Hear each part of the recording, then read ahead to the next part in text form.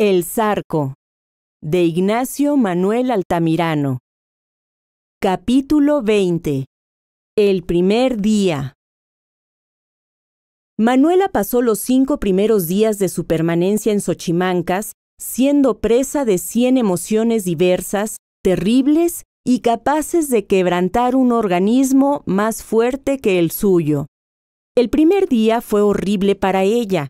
La sorpresa que le causó el espectáculo de aquel campamento de malhechores, la extrañeza que naturalmente le produjeron aquellos hábitos repugnantes que no tenían ni siquiera la novedad de la vida salvaje, la ausencia de los seres que había amado, de su madre, de Pilar, de algunas personas amigas, hasta la falta de esas sensaciones a que se está habituado y que en la vida normal pasan inadvertidas, pero cuando desaparecen producen un vacío inmenso, las faenas del día, los toques de las campanas, el ruido de los animales domésticos, el rumor lejano de la gente del pueblo, el rezo a ciertas horas, todo aquel sistema de vida sencillo, común, poco variable en una población pequeña, pero que podría decirse que amolda el carácter y forma la disciplina de la existencia, todo aquello había desaparecido en pocas horas. Por resuelta que hubiese estado Manuela a sufrir este cambio, por anticipada que hubiera sido la imaginación de esta vida nueva en el ánimo de la inexperta joven, era imposible que la realidad hubiese dejado de causarle hondísima impresión. Ella, enamorada como estaba del joven bandido, había poetizado aquella vida, aquellos compañeros, aquellos horrores. Hemos dicho que había creado en su fantasía, rústica como era, un tipo especial novelesco y heroico. La joven que ama, por ignorante que sea, aunque se le suponga salvaje, es siempre algo poetisa. Atala es verosímil, Virginia lo es mucho más. Los amantes de los antiguos poemas bárbaros son enteramente reales. Qué mucho que Manuela, que había recibido alguna educación y que había vivido en una población culta y que aún había leído algunos libros romancescos, de esos que penetran hasta en las aldeas y en los campos, se hubiese forjado un ideal extraordinario, revistiendo a su amante bandido con los arreos de una imaginación extraviada? Pero Manuela, al pensar así, estaba muy lejos de la realidad, y su sueño iba a desvanecerse en el momento en que la palpase de cerca. En primer lugar, nunca pudo figurarse que el nido a que iba a conducirla a aquel Milano de las montañas fuese esa galera infecta de presidiarios o de mendigos. Ella suponía que el Zarco iba a llevarla a alguna cabañita salvaje, escondida entre los bosques, o a alguna gruta abierta entre las rocas que solía divisar a lo lejos entre los picos dentellados de la sierra. Ese escondite era digno de la querida de un bandido, de un enemigo de la sociedad. Allí estarían solos, allí serían felices. Allí ocultarían sus amores criminales, pero libres. Allí, ella lo esperaría preparando la comida y palpitante de pasión y de inquietud. Allí, en un lecho rústico y sentada sobre el musgo, ella acariciaría aquella frente querida que acababa de exponerse al peligro de un combate. Besaría aquellos ojos fatigados por la vigilia de la emboscada o del asalto nocturno, o reclinándolos sobre su seno, velaría por su amante mientras dormía. Cuando el peligro fuese terrible, cuando hubiera necesidad de huir por la aproximación de las tropas del gobierno, allí vendría el Zarco a buscarla para ponerla a la grupa de su caballo y escapar, o le ordenaría ocultarse en lo más escondido del bosque o de las barrancas, mientras que podía volver a buscarla. Allí tendría ella también un lugarcito, solo de ella conocido, para guardar sus valiosas alhajas. Tal era el concepto que se había formado del lugar en que iba a tener que vivir con su amante, mientras que podían alejarse de aquel rumbo e ir a casarse donde no los conocieran.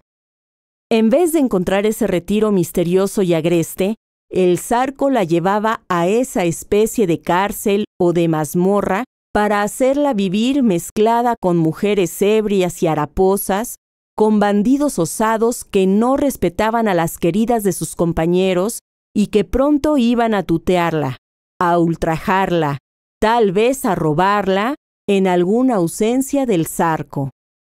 Y quizá, y eso era lo más horroroso a juzgar por las chanzas amenazadoras de aquellos fascinerosos y por la actitud pasiva y tolerante del Zarco, cansado de su amor, iba a abandonarla en manos de uno de aquellos sátiros vestidos de plata, tal vez de aquel espantoso demonio de mulato gigantesco que la había saludado con una frase sarcástica cuyo tono le había hecho el efecto de un puñal en el corazón.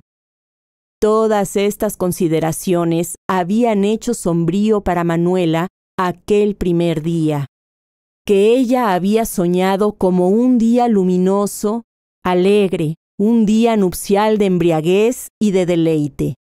Con semejante impresión, aún las caricias del Zarco, que naturalmente redoblaron en aquellas horas en que se encontraban, por fin, unidos, fueron insuficientes para tranquilizarla y devolverle la ilusión perdida. La verdad es, y este fenómeno aparece con frecuencia en el espíritu de la mujer enamorada, que el amante que en las entrevistas nocturnas aparecía siempre lleno de prestigio, ahora había perdido mucho de él. Ahora le veía de cerca vulgar, grosero, hasta cobarde, puesto que soportaba riendo las insultantes chanzas de sus compañeros que lastimaban hondamente a la mujer que amaba. No era, pues, entonces el Zarco el hombre terrible que infundía pavor y respeto a sus secuaces. Ella suponía que aún entre los ladrones, la mujer del jefe debía ser un objeto sagrado, algo como la mujer de un general entre los soldados. Lejos de eso, se le trataba como una mujerzuela, como la presa de un asalto, y venía a aumentar el número de las desdichadas criaturas que componían aquella especie de harem nauseabundo que se alojaba, como una tribu de gitanas, en la vieja capilla. Tal vez a ellas aludía el mulato cuando decía, al entrar Manuela, «Si el Zarco tiene otras, ¿pa' qué quiere tantas?» Esto era abominable. Decididamente, Manuela sentía que ya no amaba al Zarco, que se había engañado acerca de los sentimientos que la habían obligado a escapar de su casa. Pero entonces, examinándose más profundamente, sondeando el abismo oscuro de su conciencia, acababa de comprender con terror que había otra pasión en ella que la había sostenido en este amor malsano, que la había seducido, tanto como el prestigio personal del Zarco. Y esa pasión era la codicia, una codicia desenfrenada, loca, verdaderamente absurda, pero irresistible y que había corrompido su carácter. E irritada por esa consideración, se sublevaba contra ella, negaba, y con una gran apariencia de razón. No podía ser la codicia, no podían ser las valiosísimas alhajas que el Zarco le llevaba casi todas las noches de sus entrevistas, las que hubieran influido sobre ella para querer al bandido. No podían ser tampoco las esperanzas de obtenerlas todavía mejores por los robos sucesivos, porque, en suma, este tesoro y el que se reuniera después, es decir, el capital ya poseído y el que se esperaba, podían desaparecer en un momento con la muerte del bandido, con su derrota. Nada había más inseguro que este dinero de ladrones. Por otra parte, la mujer ama las alhajas por el placer de ostentarlas en público, y ella no podía lucirlas delante de nadie, al menos por de pronto. no en las poblaciones, porque no podía bajar a ellas, y tampoco delante de aquellos malhechores, porque les darían tentaciones de arrebatárselas. Además, si hubiera sido el deseo del lujo el que la hubiese guiado en su afición al zarco, él la habría decidido de preferencia en favor de Nicolás, porque el herrero poseía ya una fortuna regular y saneada, y aunque era económico como todo hombre que tiene moralidad y que gana el dinero con un trabajo difícil, es seguro que, enamorado como estaba de ella, le habría dado cuanto quisiera para verla feliz. Así pues, no era la codicia la que la había arrojado en los brazos de aquel amante, era el amor, era la fascinación, era una especie de vértigo lo que la hizo enloquecerse y abandonar todo, madre, hogar, honor, cuanto hay de respetable y de sagrado, por seguir a aquel hombre sin el cual todavía hacía 2 días no podía vivir. ¿Y ahora? Pero esto era espantoso. Manuela creía salir de un sueño horrible.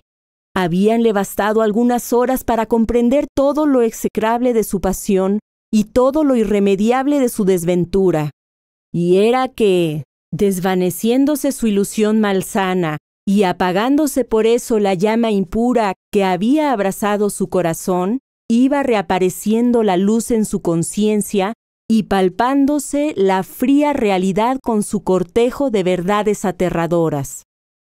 A tan dolorosa revolución, que se operaba cada vez más intensa, se agregaban, como es de suponerse, los punzantes recuerdos de la pobre anciana, de la dulce y tierna madre, tan honrada, tan amorosa, a quien había abandonado vilmente, a quien había abandonado en el mayor desamparo, a quien había asesinado, porque era seguro que al despertar, al buscarla por todas partes en vano, al saber por su carta que había huido, la desesperación de la infeliz señora no habría tenido límites.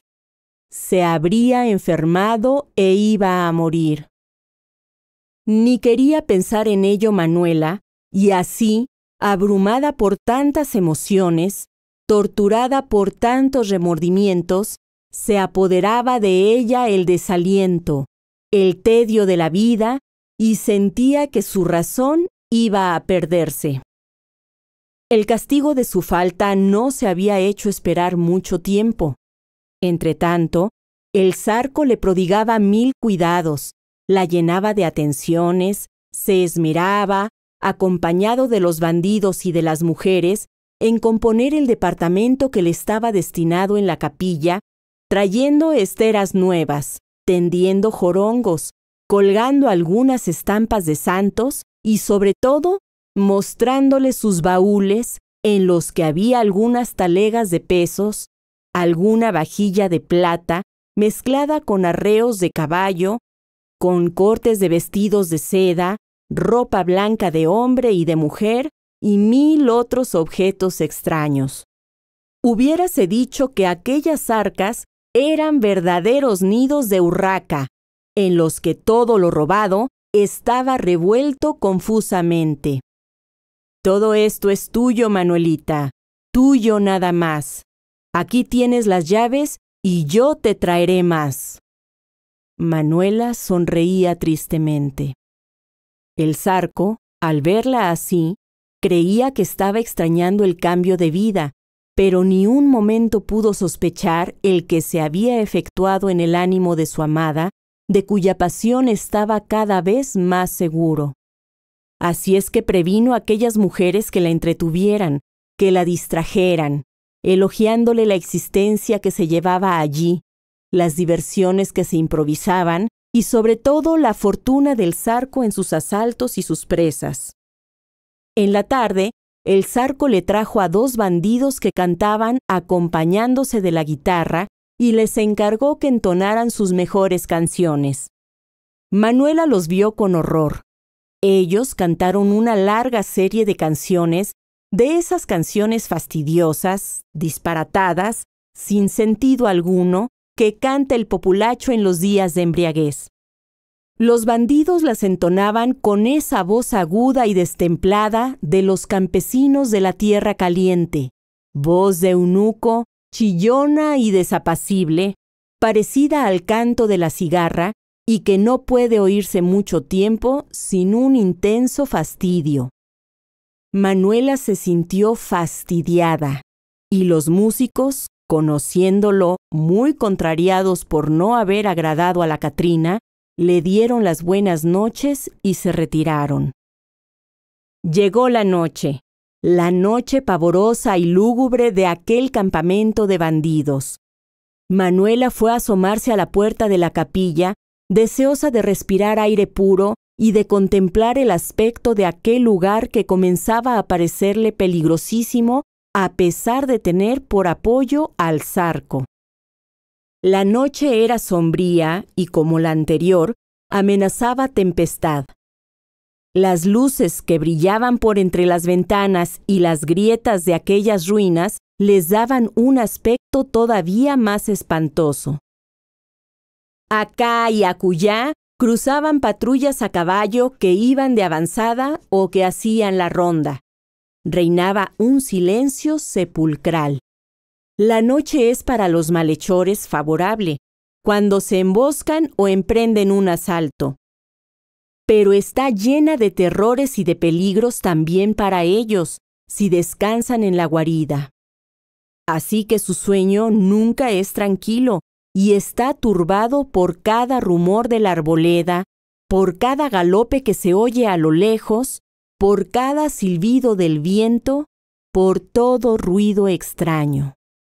Aún seguros como estaban los plateados en Xochimancas, ya lo hemos dicho, no descuidaban ninguna precaución, así es que su campo estaba guardado por avanzadas, por escuchas, por rondas, y todavía así, los jefes no dormían sino con un ojo.